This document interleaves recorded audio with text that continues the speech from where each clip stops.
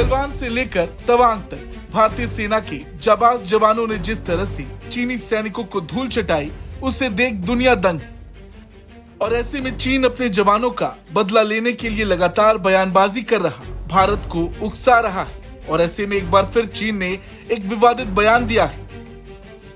दरअसल कुछ दिन पहले पीएम मोदी अरुणाचल प्रदेश गए थे। उनकी इस यात्रा पर चीन ने आपत्ति जताई थी और अब तो उसकी सेना ने अरुणाचल प्रदेश को चीन के क्षेत्र का स्वाभाविक हिस्सा बताया है।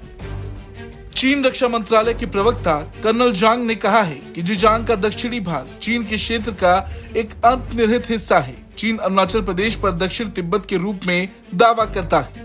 चीन में आधिकारिक मीडिया ने बीजिंग के हवाले से बताया कि अरुणाचल प्रदेश पर भारत के अधिकार को चीन कभी स्वीकार नहीं करता और इसका वो दृढ़ता से विरोध करता है। हालांकि चीन के इस दावे से भारत को कोई फर्क नहीं पड़ता। चीन ने सीमा पर जितनी बार विवाद की कोशिश की है, उतनी बार उसे भारतीय जवानों ने अपने ही अंदाज में जवाब दिया है। इस बार भी जब कोई मुद्दा नहीं मिला तो पीएम मोदी की अरुणाचल यात्रा को चीन एक मुद्दा बना रहा।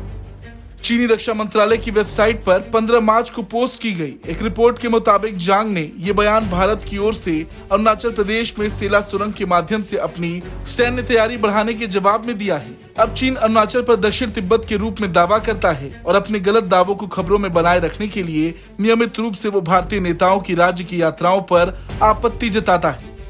इससे पहले चीनी रक्षा मंत्रालय के प्रवक्ता कर्नल जांग ने पीएम मोदी की अरुणाचल प्रदेश यात्रा का जिक्र किए बिना कहा था कि भारतीय पक्ष की कार्रवाई सीमा पर तनावपूर्ण स्थितियों को कम करने के लिए दोनों पक्षों की ओर से किए गए प्रयासों के उलट है और सीमावर्ती क्षेत्रों में शांति बनाए रखने के लिए अनुकूल नहीं है। अब देखा जाए तो भारत ने अरुणाचल पर चीन के दावों को बार बार खारिज किया है। भारत ने ये बात हमेशा कही है कि अरुणाचल प्रदेश भारत का अभिन्न अंग है। भारत ने चीन की ओर से क्षेत्र नया नाम गढ़े जाने के कदम को खारिज किया है और कहा है कि इससे सच्चाई में कोई बदलाव नहीं आया है। रही बात चीन की, तो चीन ये विवाद इसलिए कर रहा क्योंकि पीएम मोदी ने 9 मार्च को अरुणाचल प्रदेश में 13,000 फीट की ऊंचाई पर बनी सेला सुरंग को राष्ट्र को समर्पित किया था। अब अगर देखा जाए तो ये सुरंग ही चीन के लिए सबसे बड़ा झटका है। ये तवांग को हर मौसम में कनेक्टिविटी प्रदान करेगी और इससे सीमांत क्षेत्र में सैनिकों की बेहतर आवाजाही हो सकेगी।